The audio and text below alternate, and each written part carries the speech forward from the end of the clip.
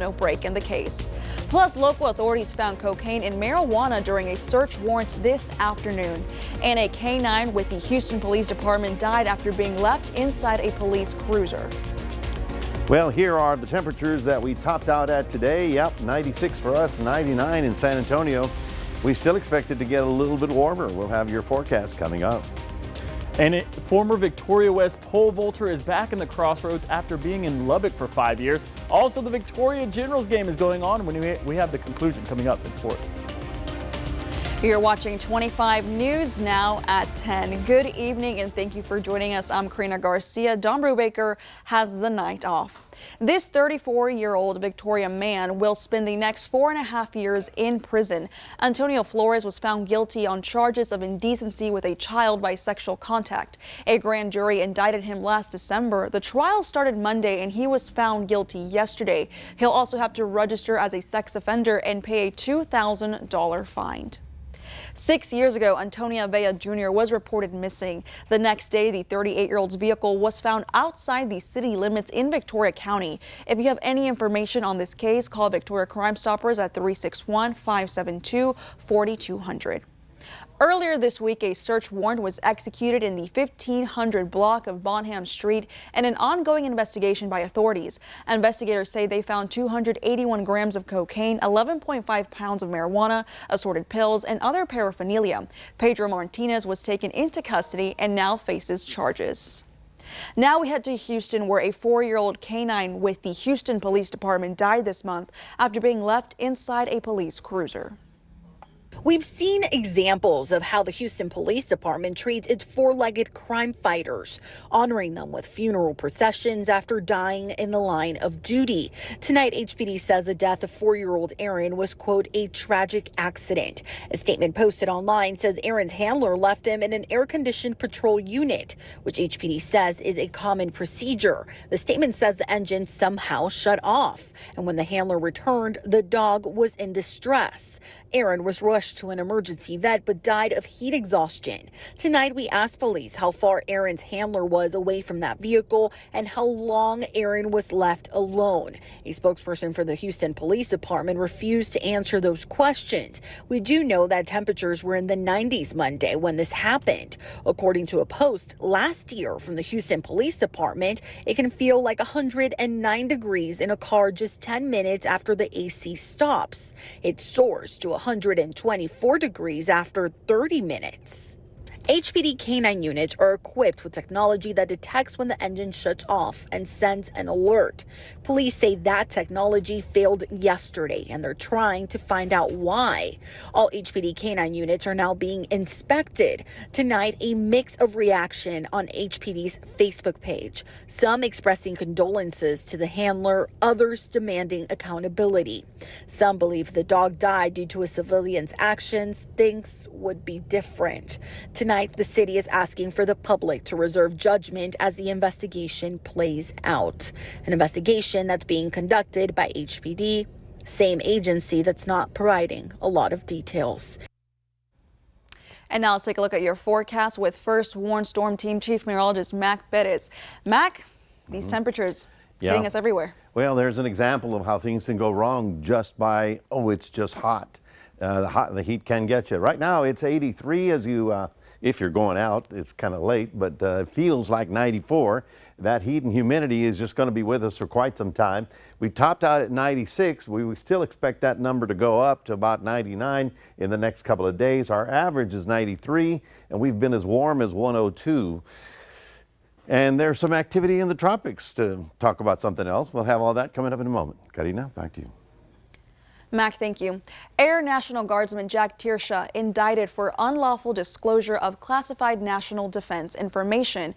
In an announcement from the DOJ today, the 21-year-old indicted by a federal grand jury in Boston for retaining and transmitting classified national defense information on social media beginning around 2022 until his arrest in April. He was indicted on 6 counts and remains in federal custody. Each charge is a sentence of up to 10 years in prison, up to 3 years of supervised released, and a fine of up to $250,000. The FBI is investigating the case. A bus of migrants arrived in Los Angeles yesterday from Texas. City leaders say the group of 42 people, including 8 children, arrived after a 23-hour bus ride without food or water. They were taken to St. Anthony's Catholic Church and were provided with food and supplies. The migrants originated from Venezuela, Guatemala, and Honduras. Leaders in Los Angeles said they were prepared for this sort of thing, and the migrants are welcome there.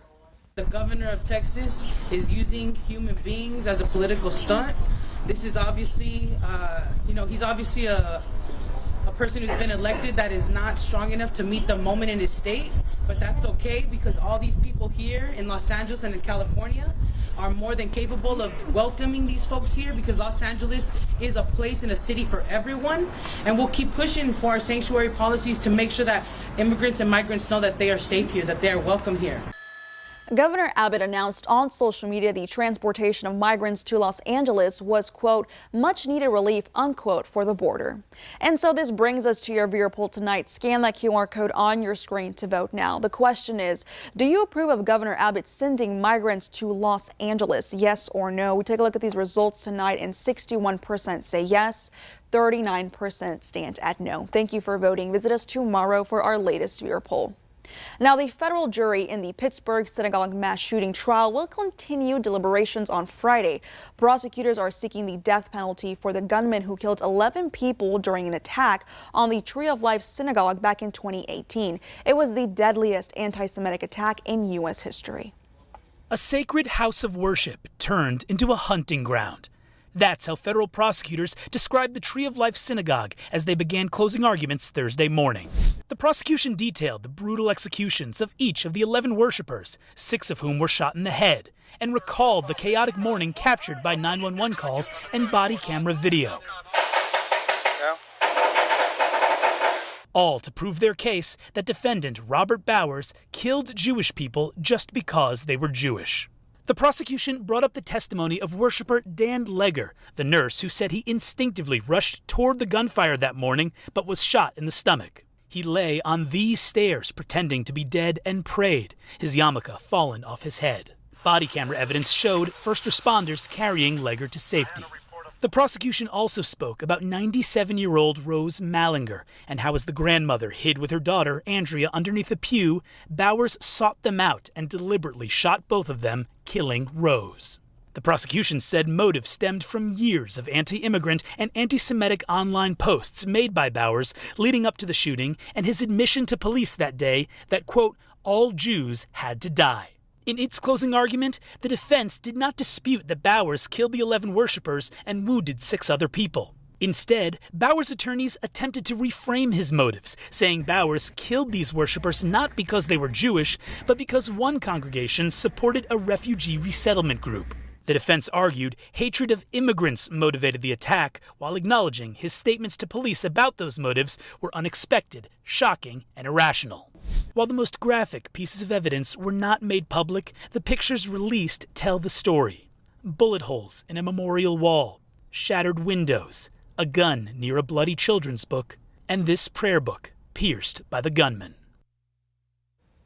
New Light Congregation, which is in the same building as the Tree of Life Synagogue, issued a statement, quote, there can be no forgiveness. Forgiveness requires 2 components, that it is offered by the person who commits the wrong and accepted by the person who has wronged. The shooter has not asked and the dead cannot accept.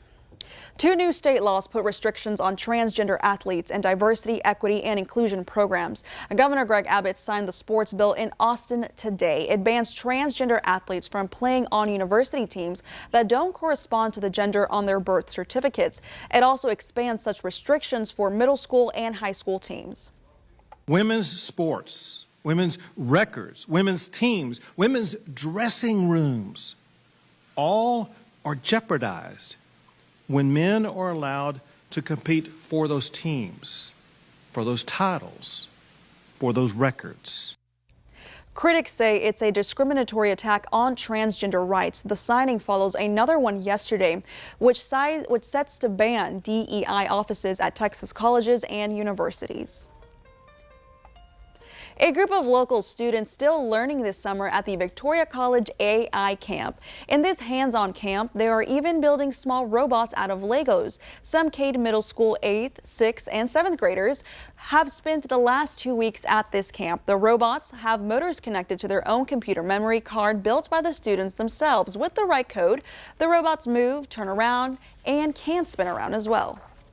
I enjoyed it. The coding challenges were difficult enough, and they were a lot of fun. I would definitely recommend people going to Camp Ed because it does help with teamwork, and it also lets you meet new people and use perspectives. So these students have A's and B's in their science and math classes, which is a qualification, and most of them want to pursue careers in computer science. For now, remember to subscribe to our YouTube channel, Crossroads Today. Hit the like button and click that notification bell. Stay with us. Coming up on 25 News Now at 10, Nashville leaders holding a meeting to address gun violence in schools. And also ahead, a judge has set the trial date for the January 2024 second defamation trial for Donald Trump.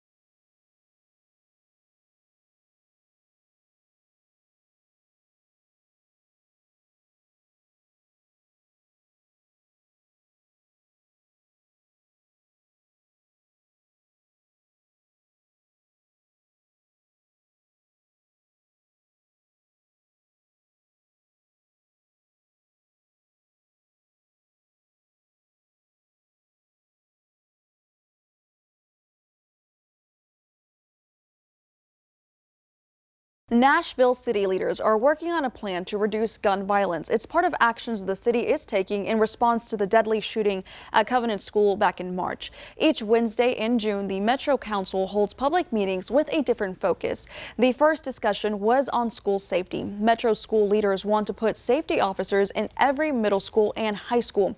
They also talked about training for all school employees, radio communications, key card access, and shatter-resistant glass. We are prioritizing bills that address gun violence, such as emergency protection orders, securing firearms in vehicles, and also working towards solving the mental health crisis that's also in our state. A shooter armed with an assault-style rifle killed 3 9-year-old children and 3 adults at that private Covenant school last March. The legal battle between E. Jean Carroll and former President Donald Trump may continue into the new year. A federal judge in New York has set a trial date for E. Jean Carroll's defamation case for January 15, 2024. Last month, a jury awarded Carroll $5 million after finding Trump sexually abused her. Carroll's attorneys are seeking to increase the financial penalty after Trump made more remarks on live CNN broadcasting. Trump's team is appealing that verdict.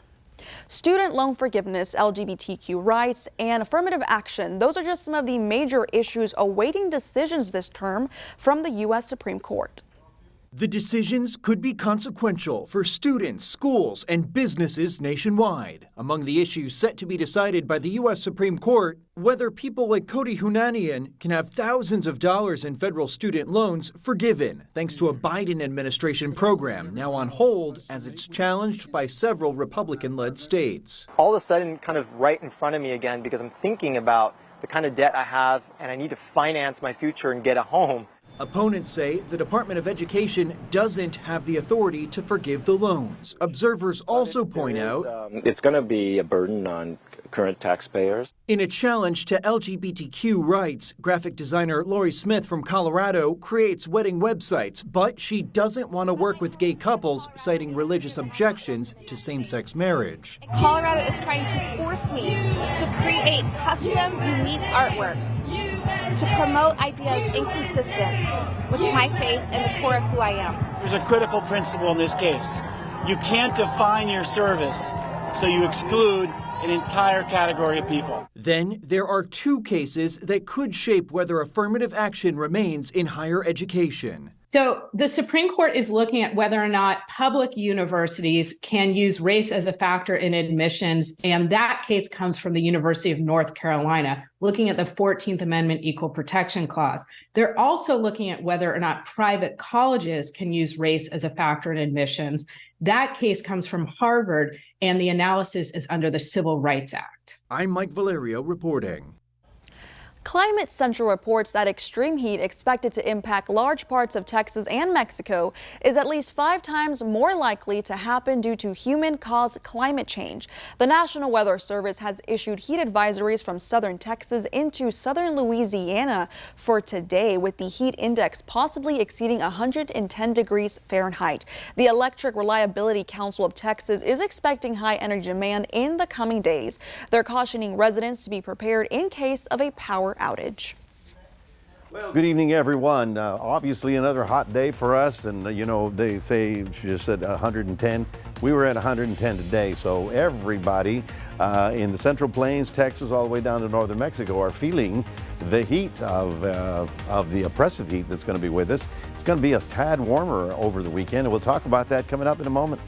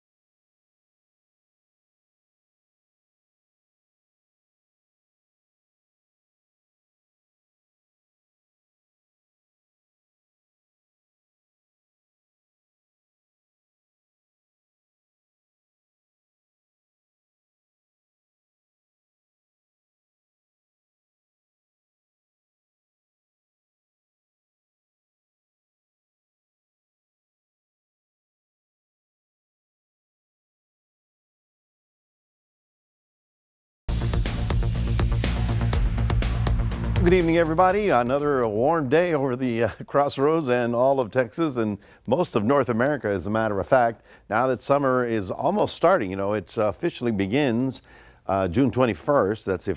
That's the longest day of the year, and that's going to be the hottest day. We look at the cloud deck that is actually rolling through our area, but no help at all. I mean, there were some thunderstorms in the mountains of northern Mexico. Out here, you see them. No help there. Then there was a big storm in Killeen. That was big. Now, this is the one I really have to talk about. I don't know if you're aware of Perryton, Texas. That's up in the Panhandle, right by Dalhart. They actually had a tornado when this cluster came through right about there. It was a nasty group of storms that produced about 50 people were injured, and there were some fatalities. So that's going to be a big story tomorrow. For us, the story is the heat. The heat is just not going to go away. These were the observed highs today across the country: 96 in Corpus, 93 in Dallas, 107 in San Angelo. And this is tomorrow. These are the forecast highs. So yeah, we're going to 99. Houston's at 102. Now imagine that now, after a week of this heat, the concrete, the asphalt, all the buildings start to retain the heat. So you'll see what we call the urban heat island effect, where you see the cities actually hotter than the outlying communities because of all the stuff that's holding on to that. High pressure is over us, and of course we have increased the amount of carbon dioxide in our atmosphere in the last 50 years, and as a result, we're just going to be hot, and it's going to be brutal. Now, this activity is not going to change until something big comes at us from the Atlantic, because, and speaking of the Atlantic, let's take a look at the west coast of Africa. Right here, this is what they call the Sahel. You can see how a cluster of thunderstorms coming offshore. It's going to be getting into this warm water, and there's a very good possibility, well, actually a slim possibility, about 20% chance that it'll go through here. But once it gets out over water, we start seeing it in the computer models as we move forward. You see it right about there trying to get organized. And in about 7 days from now, we may have something organized in the mid-Atlantic. So we're certainly going to be watching it for you to see if anything gets going. Otherwise, hello, it's hot time. Well, hopefully your AC is working. Make sure you clean the filters. You know, sometimes people don't clean the filters off their AC. Make sure you clean that, because it'll improve on efficiency, okay? 83, the morning low. That's the low temperature tomorrow morning in Port Lavaca, getting up to 94 in Port Lavaca. Inland areas, 81 in Cuero in the morning, getting up to 102. And for all of you, and for all of me, and for the rest of us, we're going to be looking at temperatures hovering around 100. Now, if it's 98 or 101, it's hot, okay? Well, we have an alert day because everybody's going to be affected by it, the very young, the very old especially, because they can't cool down as well. And, I put the heat index up here not to make you feel bad. Well, actually, I do. I want you to feel bad. I want you to say, at 120, heat index, I'm not going to be outside, playing very hard or working very hard, because the perspiration is not going to evaporate and you're going to be very, very warm. That is your 7-day forecast. I want to remind everybody we do have a QR code. We want you to scan that and put Crossroads Today on your phone. And that is it from the weather front. Now we'll toss it over to Gino. Some people were out there in the heat today as the Victoria Generals were back at Riverside Stadium. We see how they did tonight after the break.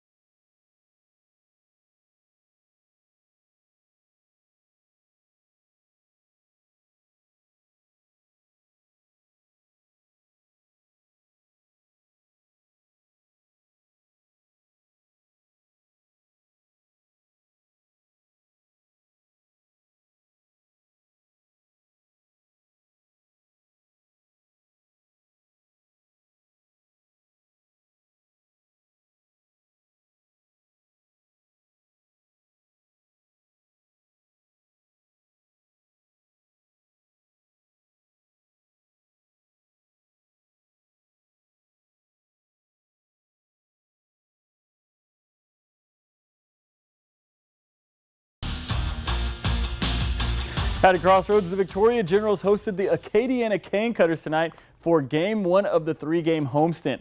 In the second inning, the Generals gave up a bomb, but their defense came up big, including one of the plays by Porter, who would have a big play at second base. We're going to go and see it. This is the different VO. We're going to see if we can get that for you towards the end. But let's go ahead and check out the score for the final inning, or the final innings of that game, as the Generals would go down and have 1 run scored in the second inning by the Acadiana Cane Cutters, but the Generals would come storming back and score 1 run in the third, and then another in the fifth, both by walks with the bases loaded. This is the VO right here. Thank you guys in the back. Let's see if we can go through all these. The Generals had a strikeout, but the runner on third tried to go home, and he got himself in a pickle, but he would juke and pull out his best Barry Sanders move and make it to third. And like I said, the bases were loaded, but a walk would bring home the batter, and that would be the Generals' first lead of the game. The Generals would go on and pop off in the 7th inning and scored 4 runs, which would be the difference. And the next up we got going on is the Athlete of the Week for the Victoria West Lady Warriors. She was back, and she used to be a pole vaulter for Texas Tech, and let's go ahead and check that out. Riley Redding has been competing as a pole vaulter since middle school and continued into college at Texas Tech. Coming back home gave her a bit of mixed feelings. I mean, I'm getting little flashbacks to 300s, and those were not good. But no, it's fun. I mean, this is where I had my start. I've been worked out here from 7th to my senior year, and so got a lot of memories on this track and in the building. Redding did not want to compete in pole vault after her 7th grade season, but her parents thought otherwise and made her. By the end of her junior year, Redding fell in love with the sport, and in the same season, she realized she could potentially get a scholarship as a vaulter. She is thankful for everything her parents did and continue to do for her, even if it was forcing her to play a sport. They've seen me grow into the person that I am today, and I think they knew that the people I was surrounded by, the sport and everything that I loved, and having them by me, that they knew that it changed me to be a better person. They're just so proud of me. Redding has been a part of the track and field team in Lubbock for the past 5 years and has been really successful at it. She qualified for conference and regionals every year except her freshman year. Her best jump was 4.19 meters or 13.7 feet. But the success has had its ups and downs. She lost a year during the COVID-19 pandemic. She was in a tornado watch at conference, and she even had a couple of injuries. Pole vault really has taught me just to not take anything for granted, to not take anything too serious either. You know, you're gonna have bad days, you're gonna have good days, you're gonna have all right days, but I mean, I think in general it just taught me to just be a better person, if that's kind of cliche, but. She said she is going to miss her friends and teammates, but will reflect on the memories they created and has a message for the young athletes out there. A bad meet is just a bad meet. You learn from it and you just enjoy it while you can, because time goes by so fast, and if I could have 5 more years, I'd do 5 more years, but you know, I've made my peace with it, I had my fun, and just cherish the memories, really. Redding is graduating this year with a Bachelor of Science in Kinesiology and a minor in Healthcare Administration. Her success at regionals and winning a bronze medal in conference is why Riley Redding is your Athlete of the Week. And lastly, in the USA and Mexico game, America would strike first with a Christian Pulisic goal. Well, that's your sports. Karina, back to you. Alrighty, thanks. You know, we're back in a moment with more 25 News Now.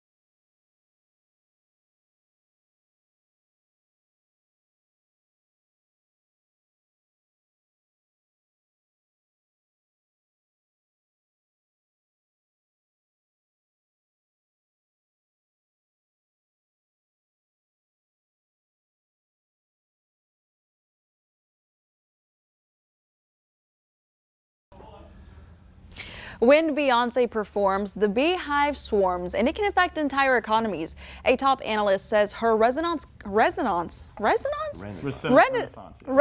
All right, let's all say it together. Renaissance. There we go. When this concert in Sweden last month altered the country's inflation numbers. The chief economist said last month's surge in hotels and restaurant prices in Stockholm kept the country's inflation numbers from falling as much as expected. Wow. The power of Beyonce. Man. Well, this next story, there's smoke and haze across the upper Midwest. Air quality across Wisconsin and Minnesota deteriorated Wednesday afternoon because of the Canadian wildfires. Here's a view of the conditions in Chicago this Thursday morning. Some areas, including Minneapolis, experienced unhealthy or very unhealthy air quality. Smoke is expected to move across the area today, but it may be slow to clear. People with heart or lung disease, older adults, and children should reduce time outside because of the smoky area. Yeesh. Yes, that is a problem, and you know, unless there's a big storm coming through, and we're not going to see them in summertime, it's going to be hanging there for a while. So they're going to be dealing with it. For us, we're going to be dealing with a long, hot summer, folks. I mean, this is June, and what happens in July and August? Usually they're warmer. Oh, I don't know. An alert day again for tomorrow for everybody. That means that the heat and humidity will affect everyone. We're looking for a heat index tomorrow at about 115, 116, and then 120 on Saturday, Sunday. You know, a lot of people going down to Port Lavaca for the Juneteenth celebration. I'll be there Friday night. Make sure you say hello.